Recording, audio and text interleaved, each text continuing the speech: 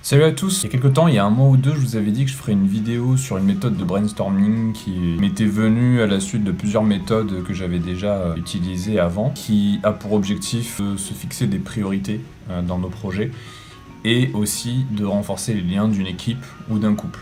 Donc là, à la suite, je vais vous montrer une vidéo que j'ai faite avec ma fiancée, qui s'applique à des collègues ou à des personnes qui ont juste envie de faire un projet ensemble, que ce soit personnel ou professionnel. Donc je vous laisse regarder ça, et vous en avez un petit aperçu juste derrière. Hop, je vous en dis pas plus et je vous laisse regarder la suite. Ciao. Alors, donc une activité, qu'est-ce que ça va être ?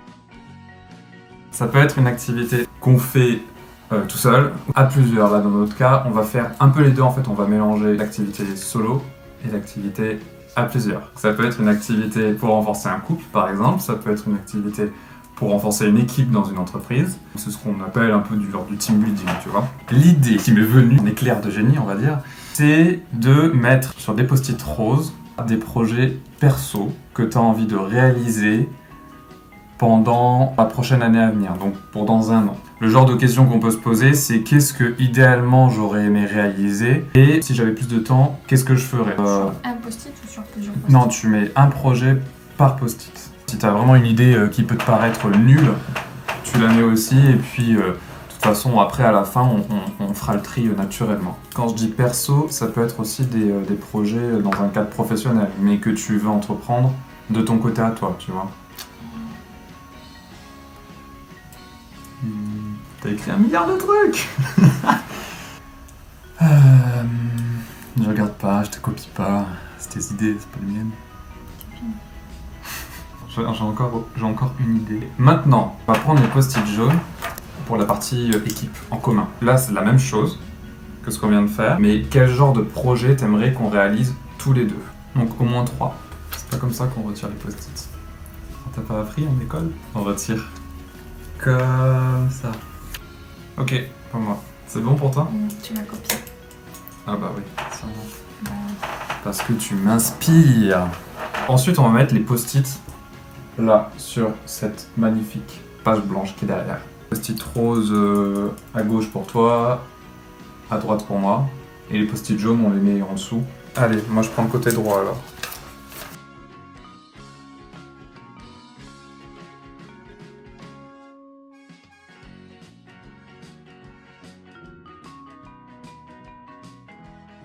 C'est d'orienter la caméra de sorte à ce qu'on voit nos tronches. Donc là, nos petites gommettes. Qu'est-ce qu'on va faire avec les gommettes? On va mettre des priorités. 3 priorités. Rouge pour priorité numéro 1, bleu pour priorité numéro 2 et vert pour priorité numéro 3. Donc, ce que tu vas faire, les projets perso, tu vas mettre un ordre de priorité.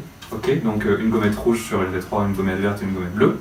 Moi, je vais faire pareil sur mes post-it roses. Et ensuite, on va regarder au centre nos post-it jaunes en commun et on va tous les lire et on va mettre une priorité sur toi, ce qui te semble le plus important, et moi ce qui me semble le plus important. Donc c'est-à-dire que sur les post-it jaunes, à la fin on aura 2 post-it avec une gommette rouge, 2 post-it avec une bleue, 2 post-it avec une verte.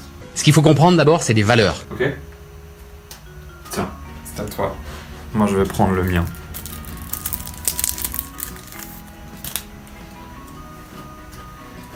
Donc qu'est-ce qui me semble me marier, je le vire. Pourquoi? J'ai pas envie de me marier.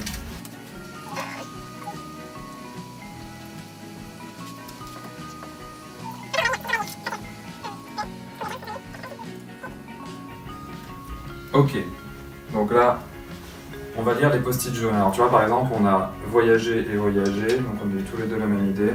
On peut en virer un, ça sert à rien, c'est de la redondance. Se marier aussi. Commencer notre projet de mission humanitaire et faire de l'humanitaire, parce que c'est quand même à peu près pareil. Construire une maison, se marier. Putain, t'as des gros projets pour l'année là. Je découvre. Et donc aller au théâtre ou faire des activités culturelles ensemble et faire une activité sportive ensemble. Donc tu choisis dans ta tête en rouge ce que tu veux mettre, ok. Moi dès que j'ai choisi, je te dis ok et on le fait comme ça, on s'influence pas. Ok. Ok. Rouge. Voyager. Voyager? Ouais. Tu veux pas te marier? Quoi? T'as dit que tu voulais plus te marier, du coup, j'ai changé d'avis aussi. Bleu, P2. Se marier. Ok, bah ça vient après. Bon, moi c'est faire une activité sportive. Vert.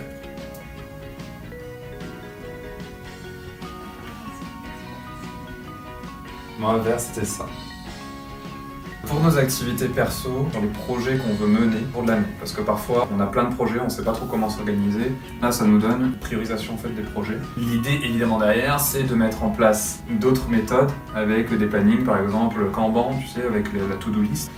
Et ce qui est intéressant, c'est le travail en groupe. On savait pas, par exemple, qu'on parlait de notre mission humanitaire, par exemple, mais on n'a pas trop reparlé, tu vois. Ça peut permettre de voir aussi ce que l'autre a envie de faire pour renforcer les liens. Il faut faire un système de points avec, par exemple, le rouge qui vaut 5 points, le bleu qui vaut 3 points et le vert qui vaut 1 point. La priorité numéro 1, ça va être de se marier. Priorité numéro 2, ça va être voyager, parce que là, c'est 5 points. Priorité numéro 3, ça va être faire une activité sportive. Alors, une activité régulière, hein. Pas genre une fois dans l'année. Et la priorité numéro 4, commencer notre projet humanitaire. Voilà. Là, on a une sorte d'affichage de projet qu'on aimerait faire individuellement, faire ensemble. Qu'est-ce que c'est? Donc on va se marier, On se marie, on va voyager, faire une activité. et faire une activité sportive, c'est la plus importante, on va dire, parce que celles-ci elles sont déjà planifiées. Et on peut commencer à regarder pour notre projet de mission humanitaire. C'est cool?